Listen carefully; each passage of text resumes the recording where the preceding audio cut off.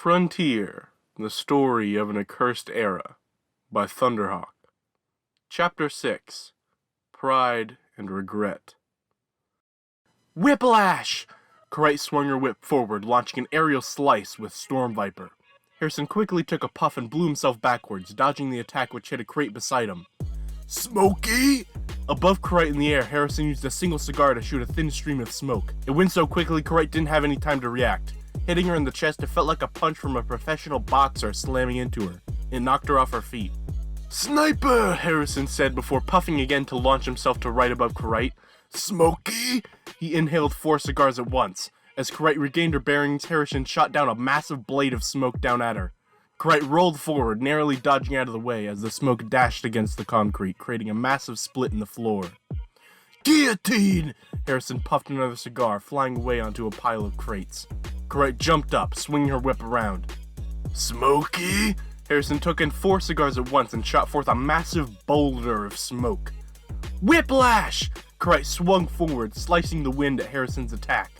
As it hit, the massive ball of smoke crashed midair and exploded, dissipating before hitting Karight. Harrison's eyes widened for a moment. Karight just stopped his attack. She ran forward, jumping atop crate after crate towards Harrison. Thunder crack! Karight swung her whip up, but Harrison narrowly dodged, blasting away as the thong of her whip boomed against the air. Harrison began flying to the other side of the warehouse, but Karight kept up the chase. She lunged forward, swinging her whip upward. It caught a ceiling light and she swiftly swung forward on it like a grappling hook. Smokey! Harrison took 1 cigar as he landed on a crate. He shot another powerful stream of smoke at Karight. She swung forward off the ceiling light and cracked her whip, snapping the smoky attack out of the air. Karight landed atop a crate right across from Harrison. They stared each other down for a moment. Karight swung her whip back. Harrison took a puff of smoke. Meanwhile, a fierce battle raged on outside. The warehouse site was like an amusement park of gunfire. The air rung with each shotgun blast and grenade explosion. Both the workers and the police officers were dropping like flies, as bullets whizzed around like a swarm of angry hornets. Sheriff Redfield was hiding behind a jolly, reloading his trusty shotgun. He'd been grazed by several bullets and his side was torn up with shrapnel. It was like a straight-up war out there. Suddenly, a call came in on his police radio. This is Deputy Erickson arriving at the scene. We have a few dozen officers with us. What are your orders, Sheriff? Oh, thank the gods, Redfield said to himself. Stay put, Erickson. Make sure no one escapes. It's an absolute war zone in here. Outside the gate, the reinforcements began to surround the site. They had their weapons ready in case they needed to fall in. None of the officers closed in yet, but someone with them began to go in. Sneaking in through the back gate and making his way into the warehouse battlefield was a small boy with ram horns. It was Kilter. The fiery death of gunfire flew around him as he scampered under a nearby jolly. He was suddenly struck with a wave of fear. He'd just come in because he thought he could help. He was stupid to think that. There was nothing he could do.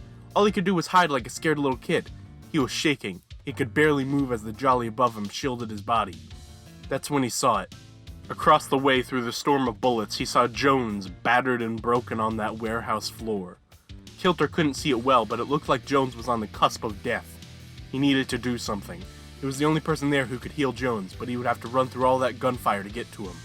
Kilter looked at all the bullets whizzing by, the shrapnel of grenades exploding out through the air. Could he survive if he ran through there? He didn't think so. But if he didn't, Jones could die.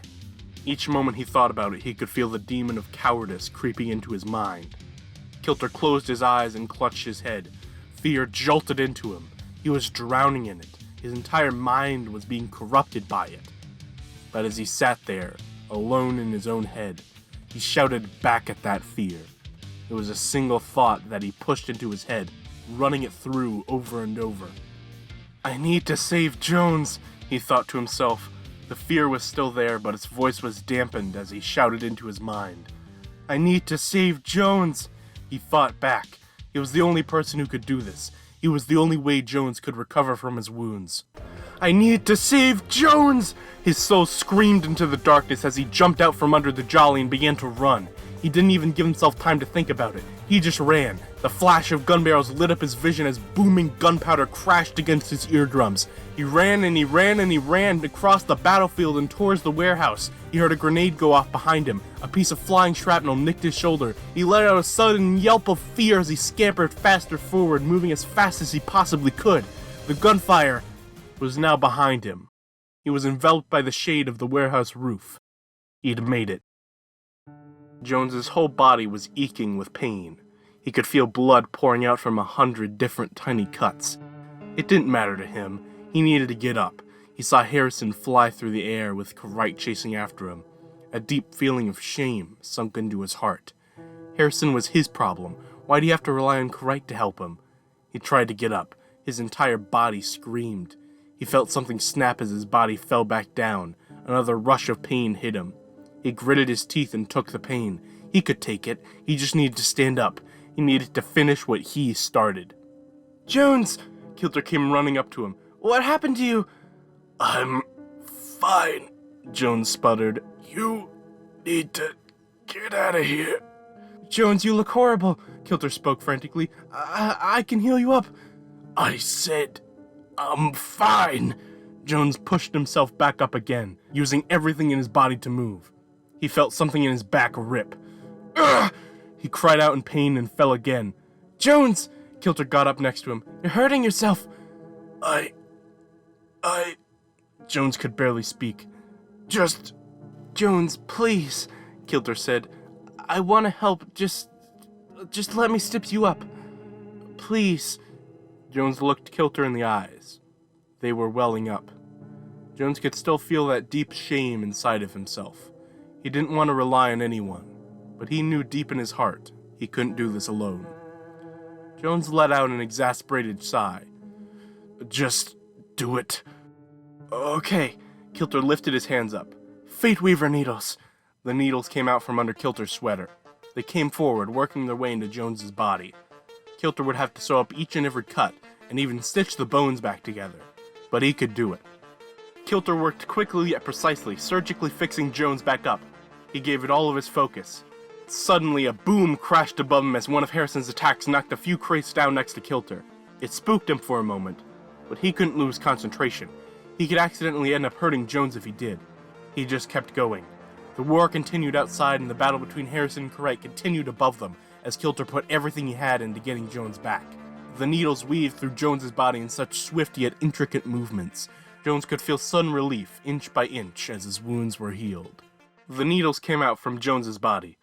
"I think that's everything I can do." His cuts were sewn back together and his bones were healed back to how they were before. "Ugh, I still feel sore." "There's not much I can do for general fatigue," Kilter said, "but you should be good now." "Thanks, kid." Jones gave Kilter a big golden smile and lit a cigar.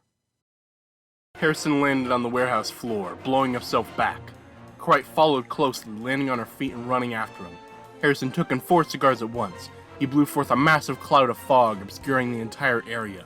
Wright couldn't see, but she still swung her whip forward. It swung through the smoke, striking against nothing. Harrison had already moved. Wright swung her whip back, trying to find Harrison. "You put up a good fight, girlie," Harrison thought to himself, "but now I put an end to this." Harrison readied all of his cigars. "Black Smoke Orchestra! Smokey!" He puffed all 8 cigars at the same time. Wright turned to where she heard Harrison's voice and swung her whip back. Harrison launched another building-sized attack, coming at Wright like the wrath of an angry god. "Meteor!" Harrison called out before breaking out in a coughing fit. Wright looked at the immense attack barreling forward at her, and she swung Storm Viper forward. Thundercrack! The whip belted against the massive attack, sending its powerful force booming into it. The smoke rippled back and rang as the enormous ball bounced off the end of the whip and shot back. Harrison, still coughing, looked up and was struck with fear as his own attack came roaring back at him. His eyes became wide as the smoke came crashing back into him. He was hit with an unbelievable force as he was smashed backwards into another pile of crates. The boxes were shattered to pieces as the smoke reamed Harrison back into him. Debris and splinters rained down as the smoke dissipated, and Harrison tumbled back, his body absolutely wrecked. He fell on his back, bloodied and broken as all the smoke cleared out. He could barely move. He was breathing heavily. He slowly looked up to see Wright, her face still serious as she was walking forward towards him, ready to finish him off. Harrison looked around. Suddenly, it caught his eye. He saw Kilter, his former associate, standing just right next to him, absolutely terrified. This was the perfect opportunity. Before Kilter could get away, Harrison used all of his strength to grab his collar and pull him over. Kilter yelped as Harrison took a sharp piece of debris up to his throat. Krite stopped, scared for Kilter's safety. Don't move, or the kid gets it! Harrison spit out. Krite didn't move a muscle, so he just looked at Kilter, who looked scared out of his mind. A gunshot rang forth throughout the warehouse as Harrison's hat flew off his head. Harrison heard the hammer of a revolver being pulled back right behind him. Let him go. Jones put the barrel of his gun up to Harrison's head. A drop of sweat came down his cheek. He was in so much pain. He just couldn't handle it. He felt the cold steel of the revolver against his skull. It could end his life in an instant. What could he do? Harrison lowered the piece of debris and let go of Kilter. Realizing that he was free, Kilter quickly scampered away, getting behind Jones for protection. Put your hands behind your head, Jones said. Harrison complied. Jones took out a pair of handcuffs and snapped them around Harrison's wrists. Harrison, still filled with pain, fell down, lying on the floor. Jones looked down at him. Through those bruises and wounds, through the labored wheezing of his breath, there was a hint of disgust in Harrison's eyes. Krite came over. Is that it? Krite said. No, Jones replied. You'll go help the others outside. I still have something I need to say. Got it. Krite readied her whip and ran back out of the warehouse. Kilter? Jones said. Can you give us a minute? He asked. Oh, okay. Kilter walked away to go wait for everything to be over with. He needed some time to calm down after all that anyway. Jones sat down next to his dad. What do you have to say? He spat. Jones's face was painted with frustration. He sat for a moment, thinking. Dad, he began, I just... As he spoke, his eyes began to fill with intensity. Jones put his face in his hands as his father looked up at him. Why? Harrison looked at his son, confused. Why'd you have to do this? Jones blurted out. Why do we have to do this? Jones pulled his face out of his hands. Harrison could see a powerful struggle in his son's expression. Jones paused for a moment. I'm not a sheep, or brainwashed, or whatever, Dad. I'm just helping people. That's all I wanted to do. That's all I've ever wanted to do. Even if Harrison had the strength to speak, he wouldn't know what to say. You hurt people, Dad. Jones's face became more furious. I'm not here because someone told me to be here. In fact, my boss said she didn't even want me here. But I came anyway, and you know why? It's because I wasn't gonna let you hurt anyone else. Jones, Harrison sputtered. You said you're disappointed in me? I'm disappointed in you, Dad, Jones exclaimed. I thought you were better than this. I thought to myself that even if you did go back to crime, you couldn't possibly be as bad as the other pieces of shit I take down day to day. Jones stood up, his eyes tearing up a bit. I was wrong, Jones said. You made a kid make drugs for you. You had an assassin kidnap me, and you murdered all those guys in the hotel. And for what? To make a quick buck? To not get caught? Say what you want about me working for the government, but at least I actually help people. All you do is hurt others for your own gain. It makes me sick. There was a pause. Jones, that's... Harrison couldn't finish his sentence. I'm done with you. Harrison's son shot him a glance of contempt before walking away. He told Kilter to fix his father up. He was already handcuffed, so he couldn't do anything. Kilter came over, a bit reluctant, and took out his needles, beginning to toil away at Harrison's wounds. There was no retaliation. Harrison simply sat there, thinking, and perhaps a drop of regret came into his mind. After the skirmish at the warehouse site, all of the workers were apprehended. They'd failed to escape with Harrison and been locked up, awaiting their trial in court. Even Reggie, who was trying to bribe Sheriff Redfield to let him go the entire time, was cuffed and sent to the jailhouse to await his trial. On the police side of things, there was luckily and surprisingly no one killed in the warehouse firefight. There were many people critically injured, but with Kilter's help they were able to prevent any fatalities from blood loss or other means. Sheriff Redfield bought lunch for everyone as a sort of reward for their hard work. Krite ate a big piece of steak, Kilter had a salad, and Jones bought 5 burgers to prove he could eat them all, but only ended up getting down 3 of them before he felt like throwing up.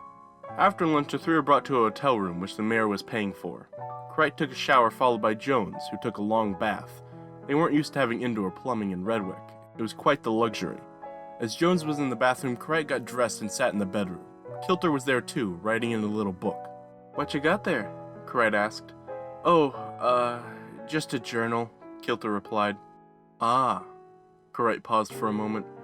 You know, I don't believe we've been properly introduced. I'm Corette. She stuck her hand out and gave him a warm smile. Kilter shook her hand. I'm Kilter. Kilter Everbright. You seem like a cool kid, Kilter, Corette replied. Thank you, Kilter said. How do you do that weird needle thing anyway? Corette asked.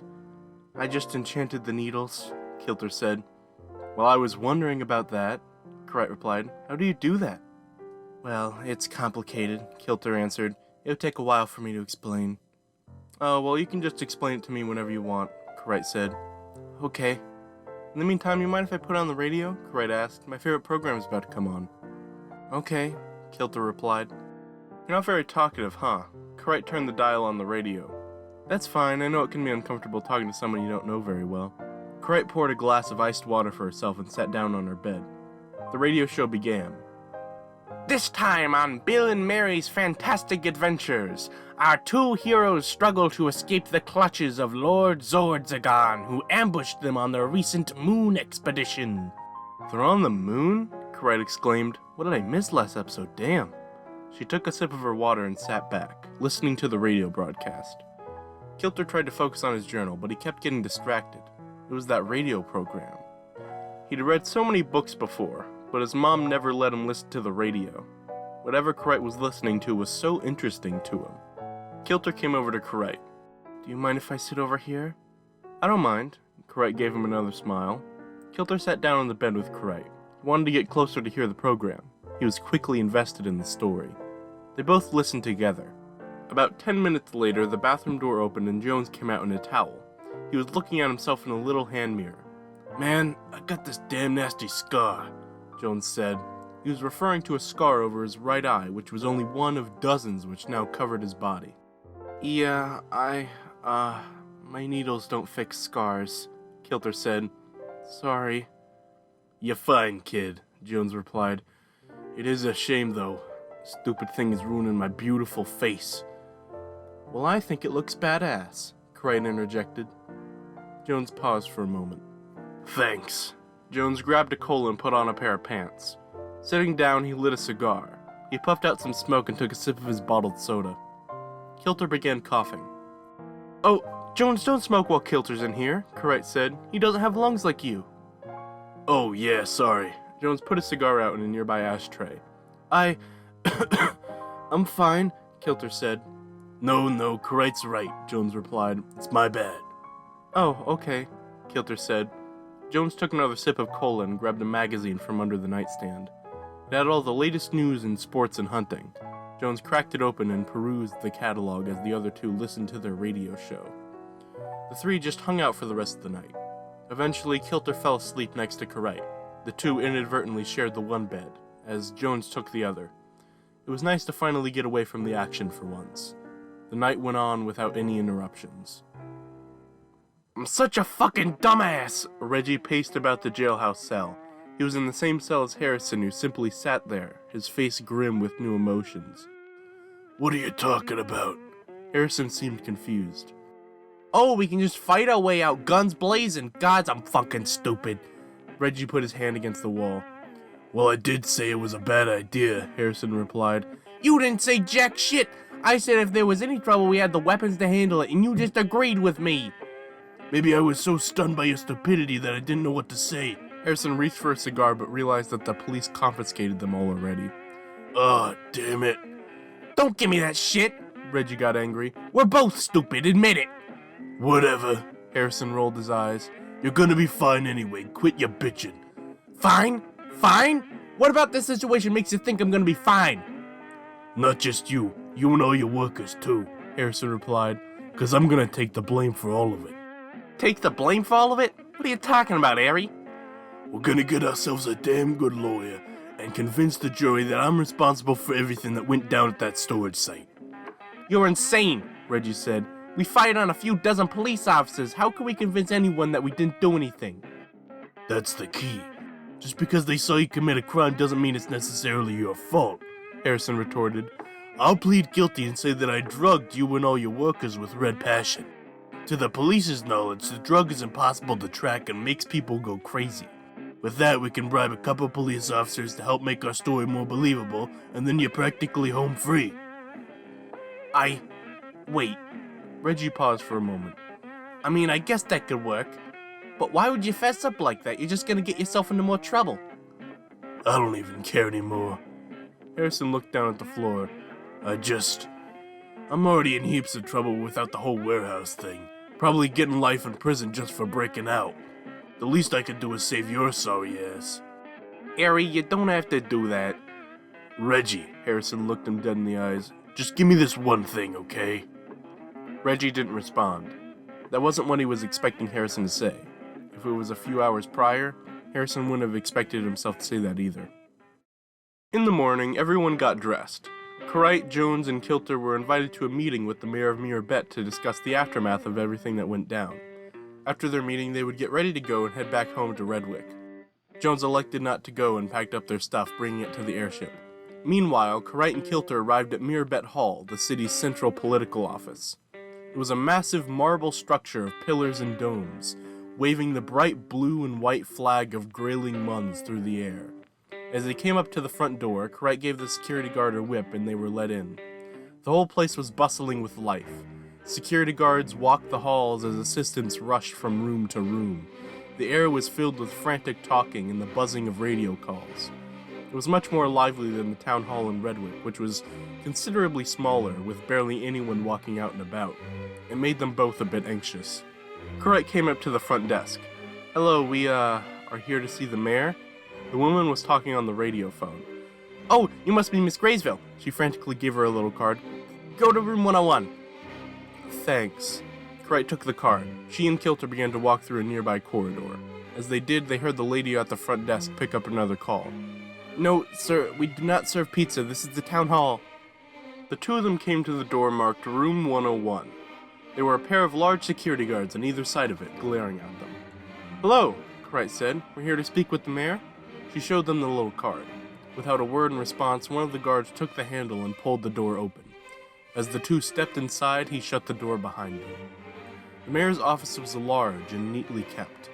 One wall was lined with filing cabinets, while the other had an ornate collection of spoons and little animal figurines. Against the back wall, the mayor turned around in his leather revolving chair and gave them a warm yet mischievous look. He was a man in his early 30s with short, frosty blue hair. He was wearing a light gray tweed suit and a bright blue tie around his neck. Miss Graysville, Mr. Everbright. He leaned forward against his desk. Take a seat, will you? The two came over and sat down on the other side of the desk. Kilter was at eye level of a nameplate on the desk that read James C. Frost, Mayor. Thank you two for coming in, he said. It is an honor. Oh, well, it's no problem, really, Carite replied. Kilter stayed quiet. Of course, the mayor said. So what do you want to talk about, sir? Carite asked. Well, I mainly just need Mr. Everbright here to sign this paperwork. He pulled out a small packet of documents and handed it to Kilter, who began to read it. What's it for, if you don't mind me asking? Carite said. Well, it is a list of claims that would be made by one Charlotte Moonshine and Harrison Scruffler in court, the mayor replied. We would have him testify in person, but he'll be too busy moving into his new room in my mansion. I am quite eager to get to know him better. Your mansion? Carite was a bit confused. Kilter is coming with us back to Redwick, actually. The mayor chuckled. I think there was a miscommunication. Mr. Everbright will be staying with me in Mirabet, seeing as how he's a resident here. Actually, I'm from Quabble, Kilter spoke up. Oh, that little port town? The mayor said. Well, that's still in Grayling Munns, and I'm sure that living in a mansion with half a dozen maids taking care of him will be quite the improvement. Look, he's coming back to Redwick with us either way, Carite replied. You seem a bit mistaken, Miss Graysville. I've already made the proper arrangements, he replied. Besides, I doubt he'll be comfortable in a backwater city like yours. What's that supposed to mean? Carite said. Well, I mean, how luxurious could it possibly be when you don't even have electricity or indoor plumbing? He replied. I'm sorry, but you're being pretty rude right now. Carite's face was a bit annoyed now. Kilter kept looking at the document, trying not to get anxious at the escalating conversation. Rude? I'm just being honest. Mr. Everbright is a smart boy. I wouldn't want his intellect to be squandered on some little mining town out in the middle of nowhere, he replied. Excuse me? She said. Redwick isn't just some mining town, sir. To be frank, if you knew what you were talking about, you would know that we actually have some of the best academies in the northern frontier. Huh, you really believe that? How could a town of hillbilly miners have good education? You barely know how to run your city correctly, he laughed. Now listen here, asshole. Crichton stood up in anger. Redwick is an amazing city that makes this place look like an absolute shithole, and Grand Marshal Plesner is a more competent governor than your pompous ass could ever hope to be. Kilter tried to keep his eyes down, but it all made him very anxious. The mayor stood up as well, an offended look on his face. Just what I would expect from a stupid hick girl like you. Not smart enough to know when you're outclassed and unwilling to listen to reason. Now I don't know how you country women like to run your little town pretending like you know what you're doing, but Crichton punched him. The mayor fell on his ass, his nose spilling with blood. He let out a cry of agony as Kilter looked up at Crichton, horrified at what she'd just done. Crichton spit on the floor. Come on, Kilter, we're leaving. She grabbed his hand. Kilter quickly signed the documents. Sorry, here's the documents you wanted me to sign. He put them on the mayor's desk as Crichton pulled them towards the door. Security! The mayor sputtered. The door swung open as the two guards came bursting in. Crichton decked one in the face and kicked the other in the crotch. They stumbled back in pain as a scared Kilter came with her. Crichton pulled him with her as she walked back to the front entrance angrily. My whip, she said to the man at the door. He handed it back to her. Thank you. She and Kilter walked out, headed for the landing pad for their airship. They came to the airship and went up the ramp. As they did, Sheriff Redfield bid them farewell with a salute before getting back to work. As the ship began to take off, Crichton, Jones, and Kilter stood on the upper deck. I don't think I've flown before, Kilter said. Well, I'll warn you now, it's absolutely horrible, Crichton replied. Jones leaned against the side railing, staring into the distance. He had a sort of empty sadness on his face. Crichton came up next to him against the railing. Hey, what's wrong? You usually have some sort of snarky quip for me after that. Jones continued looking off. He took off his signature raccoon hat and looked at it. Have I ever told you the story about this hat? No, I don't think you have, Crichton replied. My dad got this for me when I was 5 or 6, Jones began. I remember it vividly. We were at a carnival together and we saw one of those games where you would shoot a target with a little water gun. One of the prizes was this hat, which at the time was massive for my little head, but my dad wanted to get it for me anyway. He tried that game over and over, and shooting at that target with so much passion you would have thought he would have died if he didn't hit it. After like a dozen tries, he realized the dang thing was rigged. After that, my dad beat the shit out of the guy running the booth and stole his hat for me. Well, that's kind of funny, Crichton replied. Jones cracked a smile for a moment before going back to that depressed expression. He looked back up, staring longingly again. You know, I feel like I did the right thing back there. My dad was hurting people and I helped to stop him. And yet, I still have this horrible feeling that I did something wrong. You want to talk about it? Crichton asked. Jones went silent for a long time before speaking up again. I don't think I hate him. He's my dad, you know?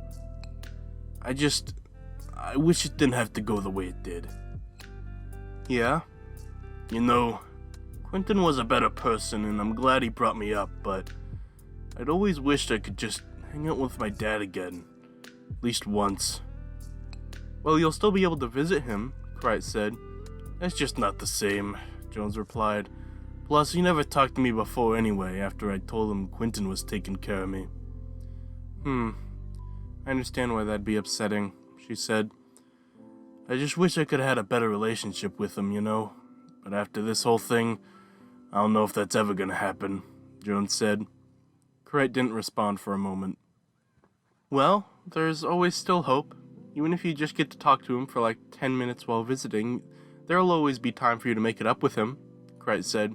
And even if you still have trouble, I'll still be here for you. You can always talk to me about your feelings if you want, okay?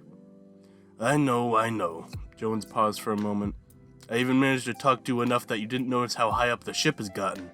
Crichton suddenly looked over the railing to realize that they were thousands of feet up in the air. Oh, gods, She immediately stumbled back and barfed onto the deck of the ship. "Hey, if you gotta vomit, do it off the side," the deck scrubber yelled at her. Whoa.